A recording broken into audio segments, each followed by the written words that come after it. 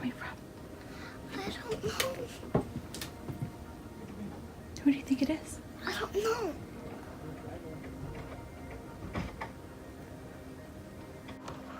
It's starting. We're getting a new roof. So this means once we have a new roof, we can start on the bedrooms and extra bathroom up in the attic. Yeah. And we get to get the potty right here. Maybe. We'll see. Yes, because there's a potty job. Yeah, I did draw a potty mark there, huh? And where's the bath going to be? Right there? Yeah. Yeah. I can hop there to here. Yeah. And what is that going to be? A closet. Oh. So I'm very excited about this because this is just the very beginning of our home renovation project. So, yeah, fun stuff. And it's gonna come off right away. The roof is coming off. Right now.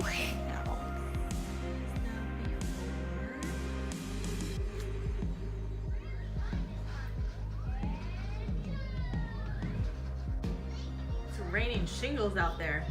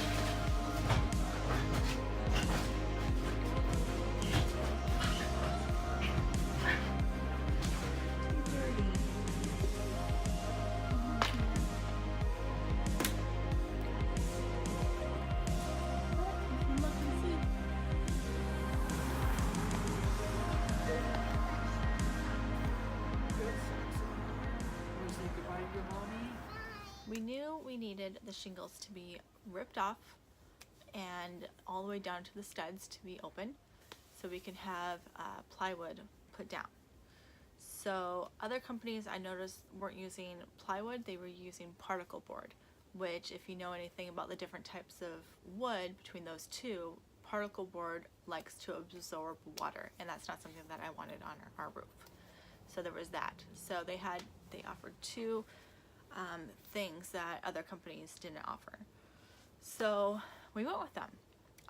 They were much more expensive than if you went with the other companies, but I did feel like it was good quality products. The shingles had a 50-year lifetime warranty on it, which is great. So I felt really confident about the product. I loved the product. We did have a skylight installed, which is going to be so helpful in the future when we renovate the upstairs attic area. So as far as the quality of the product, I love it. I don't regret anything. As far as the company, that's where the issues came into play. Okay, the company, they weren't reliable. They said, okay, we'll call you when they're on their way, the roofers.